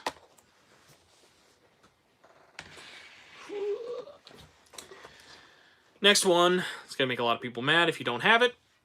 Are your imports alphabetized? Because that ends up being such a pain. Yes, my imports are all alphabetized, but I also can read Japanese a lot easier than I can otherwise. So if I see Secret of Mana on my shelf, I know it's Secret of Mana.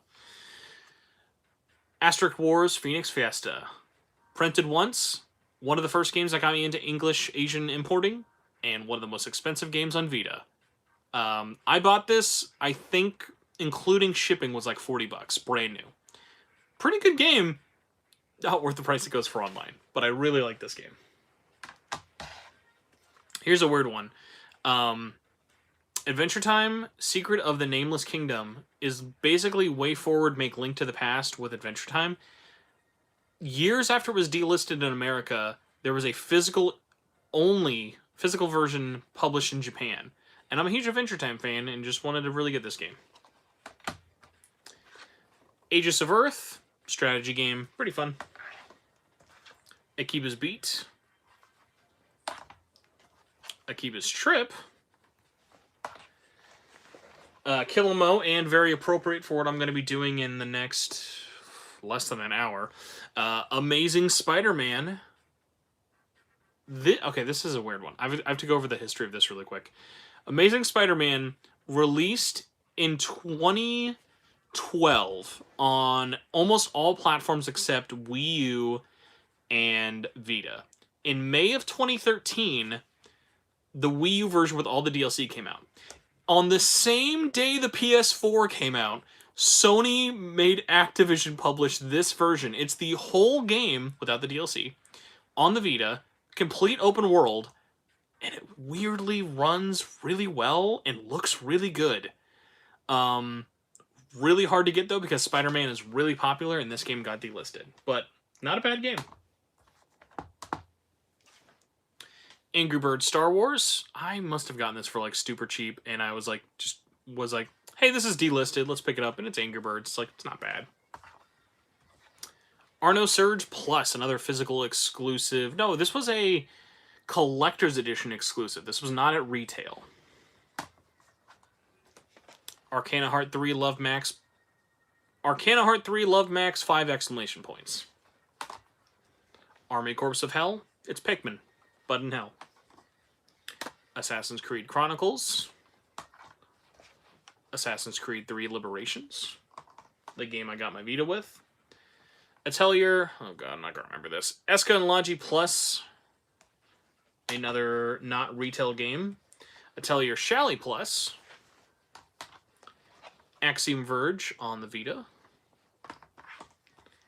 Bad Apple Wars. This was a cool one. This was a physical exclusive to GameStop and was not rare for a really long time because GameStop customers do not like VNs.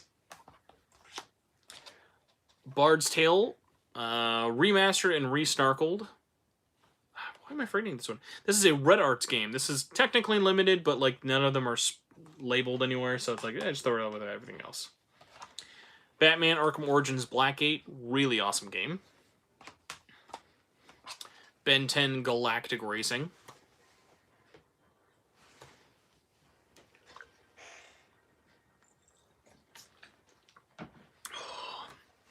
Alright, Ben 10 Galactic Racing. Already said that.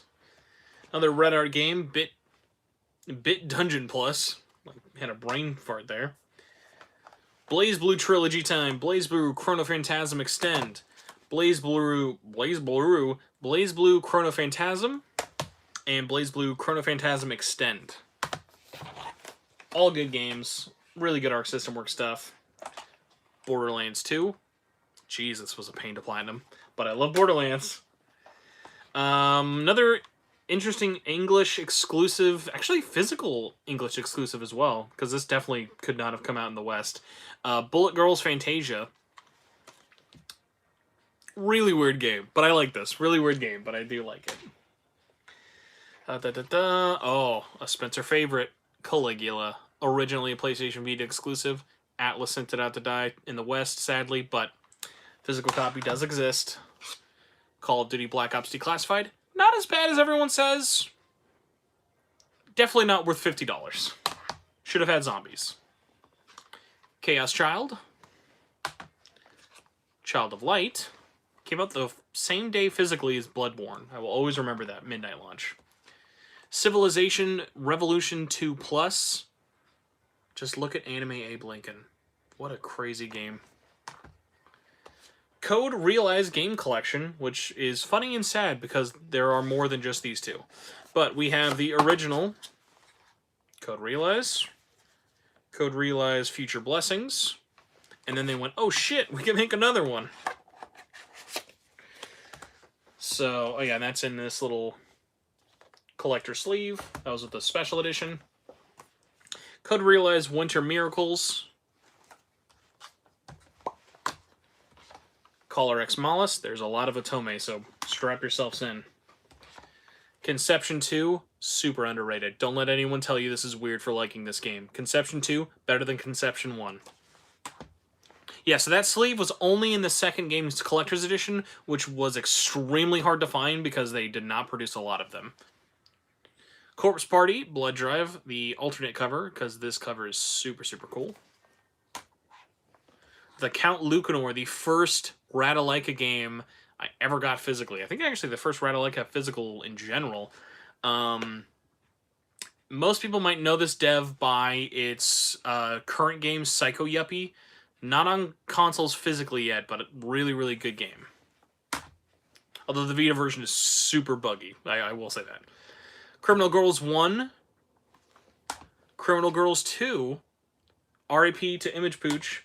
But great games, and they are basically just little girl Pokemon, so don't think about it too long. Danganronpa 1. Danganronpa 2. Danganronpa V3. And... suck it, Nintendo Switch. Danganronpa Ultra Despair Girls. So we've got a weird double dose for this one. Darkest Dungeon and Darkest Dungeon... oh my god. Collector's Edition. This one has like a name. It's like Ancestral something edition. So this originally came out in Japan as a physical exclusive in Japan with English. Cool. Import it. And then Signature Games published this. Same game. Terrible spine. Not a great cover. This has all the DLC, though. So, that's why I have two.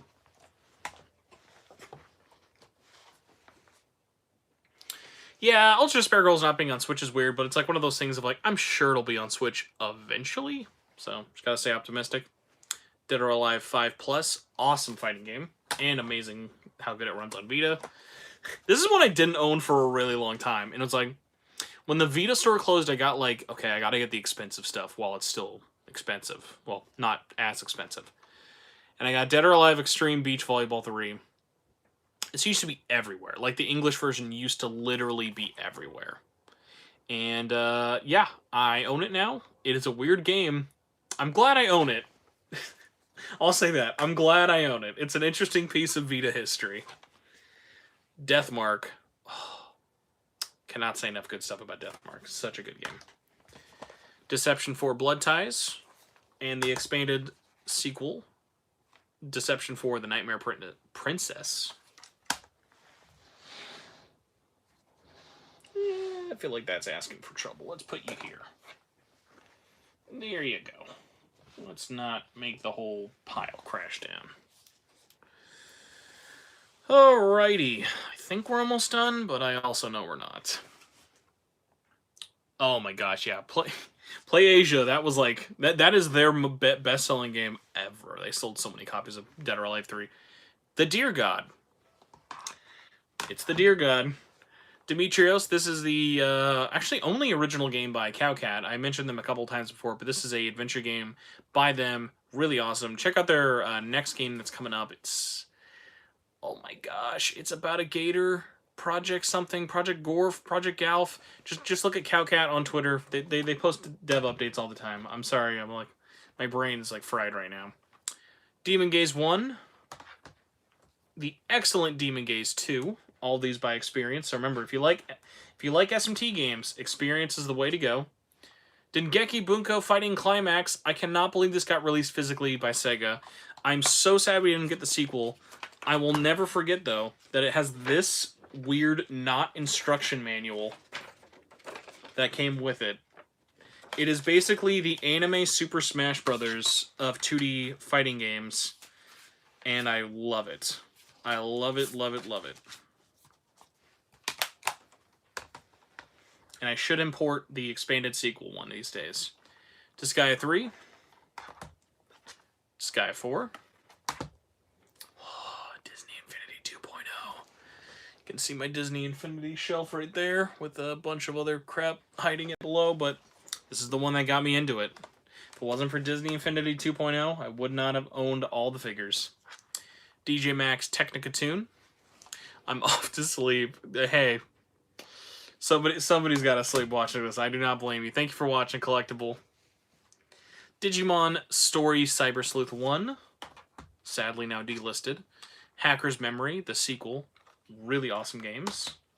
Digimon World Next Order. Dragon Ball Z Battle of Z. I don't know why this is so expensive for such a mediocre game, but it's the only Dragon Ball game on Vita, so I had to own it. Dragon's Crown. Awesome Vanillaware game. Dragon Quest Builders 1. English cover. Dragon Quest Builders 1. JP cover. Drive Girls. Dungeon Travelers 2. Earth Defense Force 2. Epic Mickey 2. No, I will not buy the ESRB copy, because why would I need an ESRB copy if this is the same game? If you know, you know. Exist Archive. Beautiful cover. This game was like $5 on Amazon for the longest time, but a really good game by Tri-Ace. Fate Extella. Should have gotten the sequel physically, but I understand why we didn't. Here we go. We'll do this one a little out of order. Final Fantasy X and X-2. This is how Europe and America got it. Pretty good, but only the first game is on there physically. Except if you're Asia. And they gave both games a physical release. So this is sealed. I actually got this... I don't even remember where I bought this from. Vita Bros, let's go. Thank you so much, Amanda Lord of Darkness channel. I always love some Vita Bro love. Let's see. Hello. Hi. It's almost time to go. I know. I'm spinning. What is it? Time. My goal is to be out by like 10:10 at the latest. Do you think it can be done? How many stacks have you done? This is what's left, but I've given up on talking about them, so I'm just going. Okay. Good luck. Say bye, wifey. Oh, since you're here.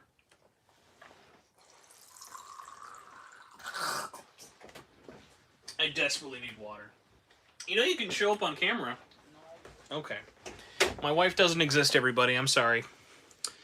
Let's see. Yeah, I remember being mad about X2 physical. Had to track one down. Yeah, thankfully X2 is not that expensive. I don't think it is anymore. 10 is just less known, but I don't need 10. But these two next to each other look so beautiful. I'm like, I have to own it. So, huge sucker for that. Next up we have Freedom Wars, sadly shutting down on Christmas, the servers. Galgun Double Piece. Oh my god. Shout out to Galgun Double Piece with the E for everyone on the back. They had to cover up every copy with a sticker. Here you go. I'm covering the camera with an E for everyone sticker so you can come in. What? But I have it covered. Oh my god, you're completely naked? Shut up. Oh my gosh, everything's hanging out? Okay. Oh, that ice cold water, it's good. Thank you. Whew. Alright. Grand Kingdom. Shout out to Patrick, who I doubt will ever watch this. From TaioCon 2020, the last convention I went to before the pandemic. Bought me this as a white elephant gift. I still have it. I love you, man. God Eater 2. Rage Burst. Expanded upon God Eater. Do I have this correct? Okay, cool. Still do. God of War Collection. God's War Future Past. Awesome game. Oh, speaking of awesome games. Gravity Rush 1. Play Gravity Rush. Whether it be PS4 or Vita, Gravity Rush is awesome. Gundam Breaker 3 Break Edition. This is just Gundam Breaker 3 with all the DLC included. I was trying to think of like what it is. The Gunpla models and stuff like that. Really fun action game. Hakiyoki Kyoto Wins. Hakiyoki Ito Blossoms, the last Idea Factory game published, sadly. Project Diva F1. Project Diva F2. Project Diva X, R.I.P. Dingo. Oh my god, one of my favorites. High School of the Dead Patchy Slot Edition. It is literally just High School of the Dead as a slot machine. Japan is wild, man. Japan is an absolute wild country. Hot Shots Golf International, one of the best Hot Shots. Hotel no Niki, the first game, was a collector's edition exclusive for a very long time. Oh, sorry, I've been waiting just for this one moment. Welcome to the Hyperdimensia Neptunia corner, where we've got Hyper Devotion Noir. How am I doing? I've been doing this for 99 minutes, and my throat is killing me, but I'm doing great because you are all here. So thank you all for watching this. Hyperdimension Neptunia Rebirth 1. I will never forget this. This is the game that got me into the series. Also came out the same day I was working for the Madden 14 release at GameStop. Hyperdimension Neptunia Rebirth 2. Hyperdimension Neptunia Rebirth 3. Super Dimension Neptunia Super Dimension Neptune versus Sega Hard Girls. Hyperdimension Neptunia U Action Unleashed. Now, I said V1 was the game that got me into the series, but the first one I ever played was Hyperdimension Neptunia Producing Perfection, the last NIS America game published. Because this was also my first Idle Sim game I ever played. So, thank you, Hyperdimension Neptunia, caught it, Producing Perfection, for getting me into it without me even knowing it. Ooh, JP physical exclusive. Actually, only Vita exclusive version of this. I Am Setsuna. I don't even know how we're going to do this. We are so close to the end, but there are so many left. Ice Cream Surfers. You're good. You're good. If you don't have that, you're good. Injustice, Gods Among Us, Ultimate Edition. It's Injustice, but all the DLC. Dragon Quest, well, I guess actually this is technically Fortune Street. Dragon Quest, Fortune Street is a crossover with Dragon Quest and Final Fantasy for its 30th anniversary of both. Just look at that cover. So fun. So good. J-Star Victory Versus Plus, another one that is extremely expensive on Vita only just because it's delisted. The Jack and Daxter Collection. Killzone Mercenaries. Little Big Planet on PlayStation Vita. Little Big Planet on PlayStation Vita with Marvel Superheroes Edition. That, ironically, was like the only DLC that got delisted, so this version's actually perfect for that DLC. Looney Tunes Galactic Sports, one of the weird European exclusive Vita games for whatever reason. The Longest 5 Minutes. The Long Reach. Everybody, if you love SMT, please buy this game on whatever platform. The Lost Child, otherwise known as the last game Kazuma Kaneko worked on officially. Lost Dimension, it's literally like, I know people make dumb comparisons a lot. This is literally Valkyria Chronicles Danganronpa. And one day I'll do a video on it because it's very good. Luminous Electronic Symphony. Lumo.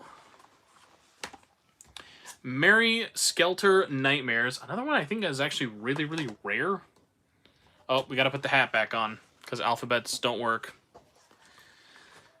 Megatag Mention Blanc plus Neptune versus Zombies. I think that's the last Neptunia game. I might be wrong, though. Make-You Labyrinth of Death. Metal Gear Solid HD Collection. Such a good port. So good.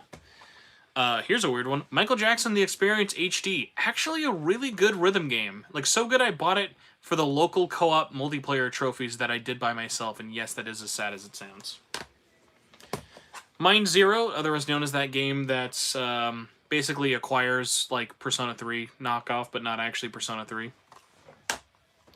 Minecraft, the PlayStation Vita edition, really good. Physical is exclusive in Europe, Australia, and Japan, but this one was the less cluttered box art, so I went with that one. MLB The Show 12, Canada edition, thanks Amazon. 13. The last one that released physically in America, 14. Oh my god, I should have thought of this. All of the games. are now stuck behind the other games. All right, we've got to rescue Muv-Luv, and then I think we can like make a prison break. MLB The Show 15, exclusive to Asia, physically, like with a cartridge. Everywhere got this game, just not with a cartridge. Only Asia got the Major League Baseball game cartridge. No, it never makes sense. The more you think about it, the more it confuses everybody. Mobile Suit Gundam Extreme. Hold on. Mobile Suit Gundam Extreme versus Force. Another one that got delisted and got really expensive. Mobile Chronicles English version. A game that released only in Asia, I think in English. Or maybe only physically? No, yes, this is only English in Asia because boobies. Mod Nation Racers. Not good. There's an MLB The Show carton of 15 last week. Taylor, I would love to know how much that went for. I really wish I had Lost Dimension. It's expensive as fuck. Amanda, how expensive is Lost Dimension? That's another game that used to be like $10 all the time. Mortal Kombat. Not a huge Mortal Kombat fan, but it was just one of those weird ports of like, it's a really good port. I gotta buy it. The Muppets Movie Adventure. Another weird Vita exclusive European game. Muramasa, the only Vanillaware game on here not published by Atlus. The Holy Grail of visual novels. That's not House and Fata Morgana. Muv-Luv complete with the exclusive outer box that holds it all together. Shake out all the goodness of this two-part trilogy. So it's 2 games, but it is a trilogy. Muv-Luv number 1. $400 for MLB. Wowzers. That's horrifying. So yes, this is Muv-Luv and Muv-Luv all... Wait.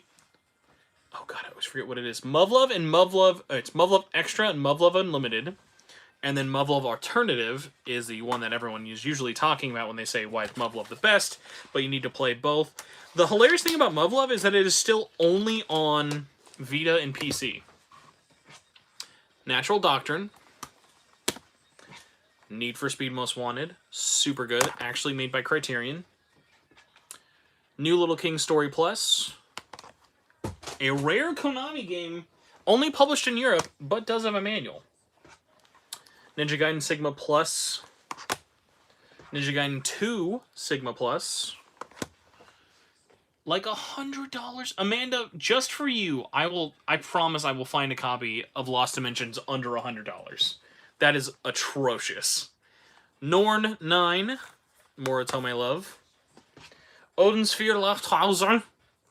Really great game, though. Super good. One Piece Burning Blood European copy. Made from the makers of Jump Force. A good One Piece game, though. One Piece Unlimited World Red, a GameStop exclusive. At least in the West. Oh my god, I always forget this anime's name. It's the one with the 6 tuplets. I bought this VN. It was sealed, brand new, for like $3. When I learn fluent Japanese, I'll finally play that game. Or watch that anime. I know it's a great anime. That's the funny thing. Another SMT awesome clone is Operation... This is Abyss. The other one is Operation Babel. And next up, we have one of the final Sony games. This is literally only sealed just because I haven't had a reason to play it yet. But this one got delisted and was, again, during the store scare. This is Orishika Tainted Bloodlines, or otherwise known as Orishika Tainted Bloodlines.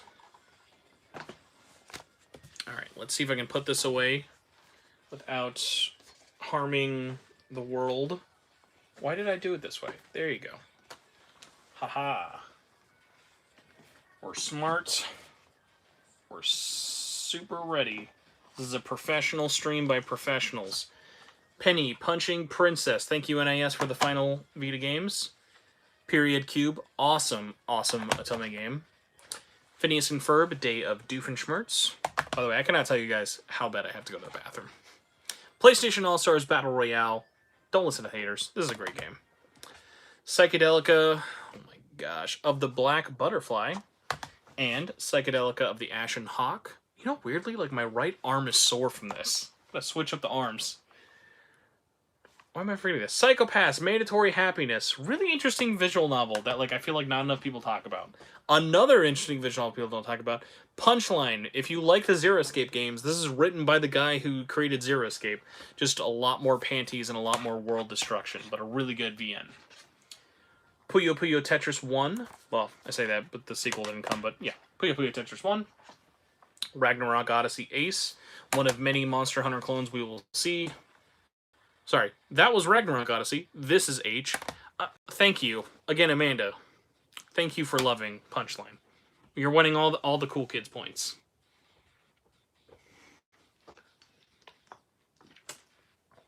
Alrighty, it's 10 o'clock. I have a movie in 40 minutes. Let's rock and roll. We're almost done. Ratchet & Clank HD Collection. I printed this cover because it looks better than the real cover. The European one looks really, really bad. In line with the other one. Not a great collection, but still. Rayman Origins. Rayman Legends. And speaking of combo carts, exclusive to Europe, Rayman Legends plus Rayman Origins, both games with an instruction manual on the same cart. Really weird. Ubisoft was wild back then. Resident Evil Revelations 2, one of those crazy ports that's not great, but just good enough for me to love it. Resistance Burning Skies. Retro City Rampage DX. Retro City Rampage DX reprint. Riddled Corpses EX. Ridge Racer, because that's the meme you gotta make. Root Letter, which I alphabetized by the R's, but it's literally the symbol for root. Another one, if you're a visual novel fan and you like stuff, Root Letter, really, really good. One of these days I'll get around to importing the I can't think. They made a remake of the first Root Letter, but live action, which is just absolutely bonkers bananas. Alright, we got 3 piles left. I'm going to get some of this out of my way here. I'm just going to leave this, by the way, I want you all to know, when I go to see Spider-Man. I'm going to come home, or I'm going to be at work tomorrow. I'm going to be like, what on earth did I do? Rose in the Twilight, one of the only NIS games they didn't have to put the ESRB logo on, and then they had to. How am I putting these on there? Like this. There we go. Saga Scarlet Grace. Sad this finally came out in the West, but skipped Vita. Secret of Mana 2. Not a great remake, but it's still Secret of Mana. SD Gundam G Generation Genesis. The only PlayStation Vita game that requires 2 carts for 1 game. Senran Kagura Estival Versus. Sorry, Shinobi Versus. This is Estival Versus. 7 Scarlet. More Otome Love. Show Shakedown Hawaii. Don't know why that one took so hard for me to say. Shantae and the Half Genie Hero. I definitely added the word "and" there. Shinobi Do 2. Shiren the Wanderer. Shovel Knight, a rare fan gamer Vita exclusive. Silent Hill Book of Memories. Slain Back to Hell. Sly Cooper Collection. Sly Cooper 4. Smart As. Shout out to one of the few games with the Vita and Facebook logo on top. Oh, here's a newer one. I don't even know if I had last time. Sonic All-Star Racing Transform Day 1 Edition in America. Same game, but in Europe it was called Limited Edition and had a foil cover. And shout out to my friend Kyoko, who I think may be a VTuber now. Help me get this. I love foil covers, but God, they're so weird all the time. I love it, though. Next up, we have Soul Sacrifice. Soul Sacrifice Delta, the 1.5 version, only released physically in Asia. And Sorcery Saga, famous for having a bib. Alright, now that we've made a little bit more space there. There we go. We got 3 stacks left. For all you Warhammer fans, we got Space Hulk. SpongeBob SquarePants, I found it at Walmart clearance for $3. Please don't judge me, but I did platinum it, so you should judge me. Spy Hunter, another delisted classic. Steins Gate, another visual novel classic. Steins Gate Zero, another classic. Super Beat Sonic, or Super Beat Sonic 2. Sorry, Super Beat Sonic is also a good visual novel. Was games you still want in your collection? There's a lot of JP ones. There's nothing in English I don't have that I don't want. Like, outside of variants and cover prints. I have all the ones in English I want. That was, like, my big goal of when the store shutdown got announced. I was like, make sure you get every game you want in English that you can, because I know the Japanese ones aren't going to be crazy to import. Super Monkey Ball Banana Splits. Super Robot Wars V. Super Robot Wars Cross. Strangers of Sword City, one of the craziest SMT-like RPGs out there. It has a art style filter option. Street Fighter Cross Tekken. Summon Night 6. Always have to give shoutouts because it's the last game that Gaijin Works did, and has literally the thickest manual in Vita history. So a flip through to shout out in all of its thickness. I've really got to go fast. So we've got to go do things. Sword Art Online, Hollow Fragment, Lost Song, Hollow Realization, with a manual and a poster in there. Sword Art Online versus Excel World. Taiko Drum Master. Thank you, weird Facebook Marketplace person in Kansas, for having that. Tales of Hearts R, GameStop exclusive in America. Tearaway, the last time Media Molecule made a game that people cared about. Sorry, Dreams. Terraria 1. Lost Song was my first Vita game. Dang, that's a crazy one to be your first Vita game. That's awesome. Teslagrad, European only, until the Vita shut down, and then they were like, hey, let's reprint this in America and only sell it through limited run. And that's how this became a thing, in a weird metal tin. There is a European version of that cover as well, but I already didn't need 3 copies of the game, so.